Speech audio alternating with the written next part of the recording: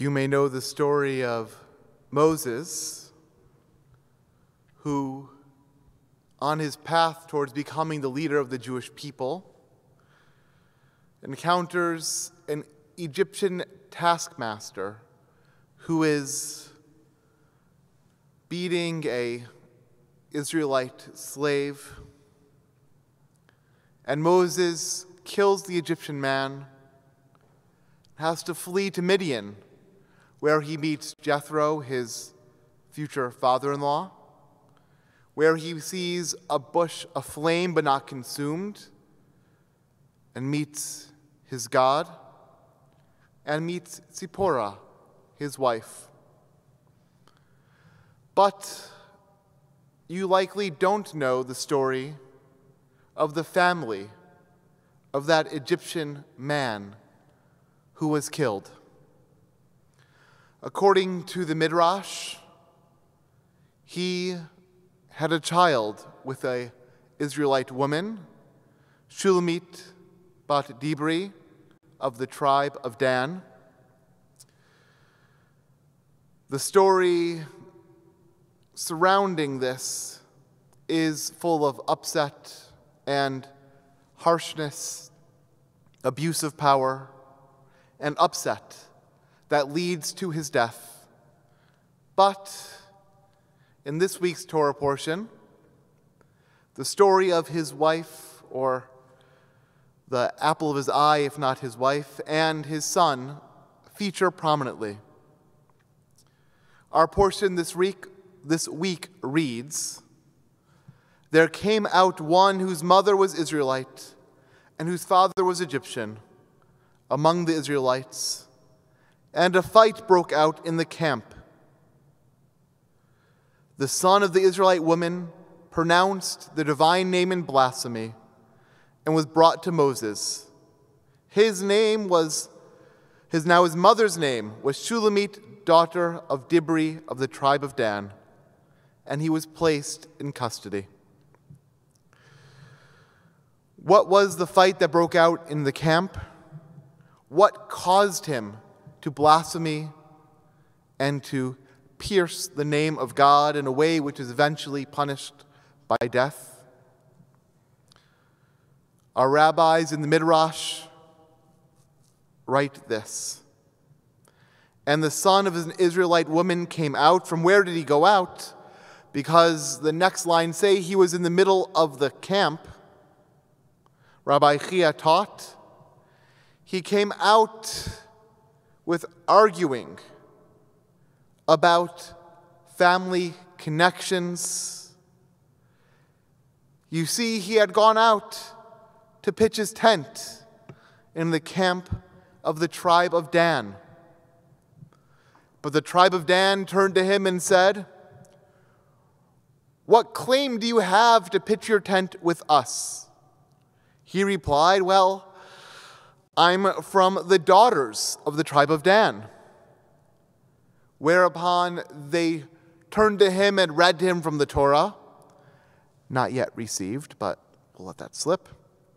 They read to him from the book of Numbers, "Every man of the children of Israel shall encamp by his own standard and bear the signs of their father's house."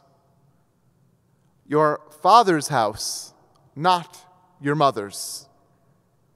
He went in to the court of Moses to have the matter decided, and came out of that court declared to be in the wrong.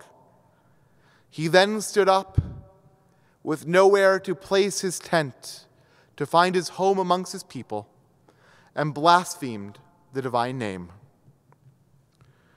Rabbi Yitzchak teaches later in this collection of Midrashim, this is a shame for his mother, this is a shame for him, this is a shame for his family, and this is a shame for the tribe of Dan. Our identities are dear to us. From the families we come, from the identities we adopt. teachers, mothers, fathers, parents, Jews, Canadians, our identities as Shiva leaders, daily service leaders, helpers in our sacred community. Laliv Klenman, a lecturer at our British Rabbinical Seminary, the Leobeck College, teaches that the politics around identity are constant and that they are evolving and that they are difficult. This week, our board of directors issued a statement in favor of the No Silence on Race call, that we work to open the doors of our synagogue, open our community to marginalized, to Jews of color, to those who do not yet have a home here. Our board of directors passed this statement. Holy Blossom Temple supports the work of No Silence on Race and is committed to being actively anti-racist and working to create a more just and equitable congregation and world. We do so as Toronto's first synagogue with a rich history of tradition and modernity in our religious and spiritual expression.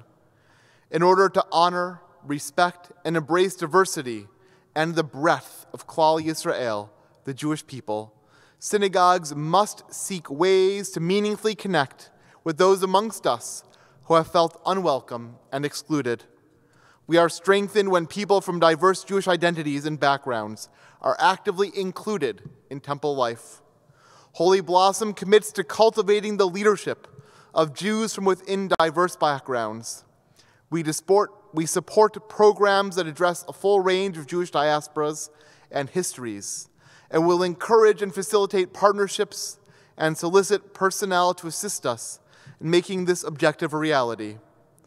The next steps of our plan to enact this include training for staff, lay leaders, and the entire congregation on becoming actively anti-racist, to ensure that temple education programs, curriculum, teachers speak of the diversity of the Jewish community, including Jews of color, enacting the calls of action of the Truth and Reconciliation Commission as they relate to religious institutions, to support racial equity, diversity, and inclusion, and the anti-racism group at Holy Blossom Temple, to ensure hiring practices align with our inclusion goals, to incorporate a diversity lens in our leadership development and nominating processes. Through active outreach and self-reflection, we can ensure we are living up to our core values and securing our congregation's vitality and ongoing role in the larger community.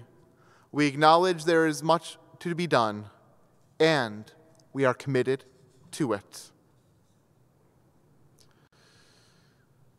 I taught these texts from our Torah and the commentaries at our Introduction to Jewish Living course, our conversion course, earlier this week.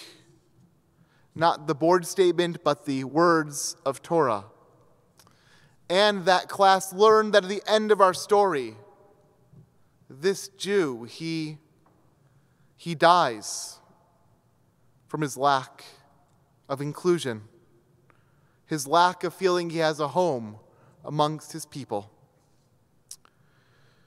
And we ended with that teaching of Rabbi Yitzchak. This is a shame for his mother, a shame for him, a shame for his family, a shame for the tribe.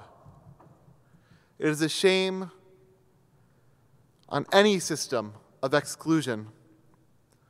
Something the rabbis take from this text is that there are those on the edges of society, and the rabbis acknowledge it with sadness and throw up their hands a bit, saying we are unable to change it.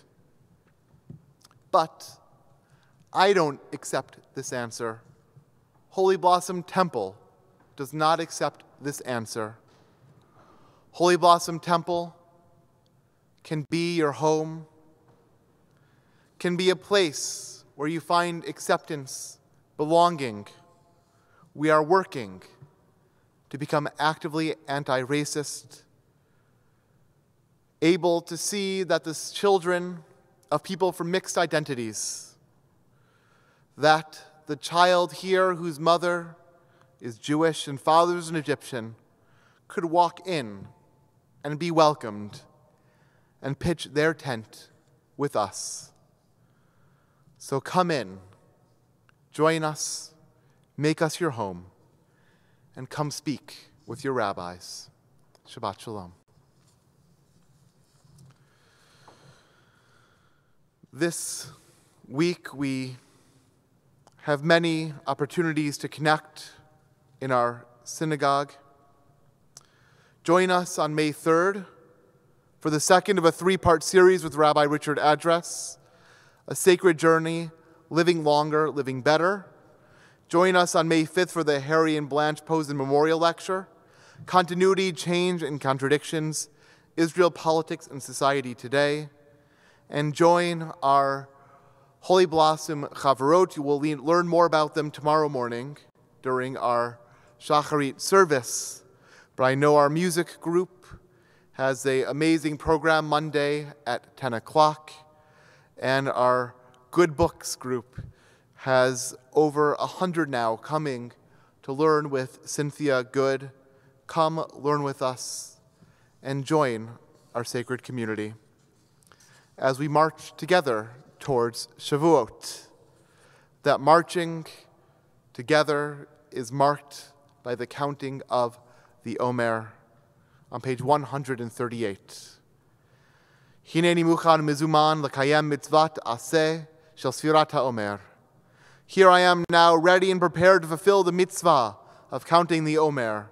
As is written in your Torah, you shall count for yourselves from the day after the holy day, from the day you bring the sheaf of wave offering, 7 complete weeks. You must count until the day after the 7th day, 50 days. Please rise.